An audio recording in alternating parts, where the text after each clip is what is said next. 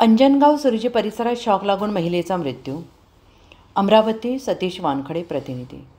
अमरावती जिल्ह्यातील अंजनगाव सुरजी शहरातील दहिगाव येथील शेतीकामाला गेलेल्या रुपाली या महिलेचा शॉक लागून मृत्यू झाला असल्याची घटना घडली आहे। विजेची तार शेतात पडली असल्याने रुपालीचा स्पर्श झाल्याने तिचा घटनास्थळीच मृत्यू झाल्याचं सांगण्यात येत आहे। संबंधित नातेवाईक आणि गावातील नागरिक मृत महिलेचं शव महावितरण कार्यालयात घेऊन गेल्याचे वृत्त हाती आलेलं आहे।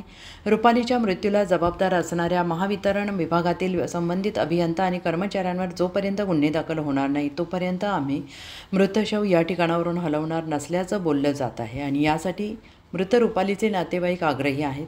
गावातील आणि परिवारातील सदस्यांचे रौद्ररूप बघून महावितरण विभागाकडून रहिमापूर आणि पाथरोट येथील पोलीस कुमक बोलावून परिस्थितीवर नियंत्रण करण्यासाठी बोलवण्यात आलं असल्याचं वृत्त हाती आलं आहे।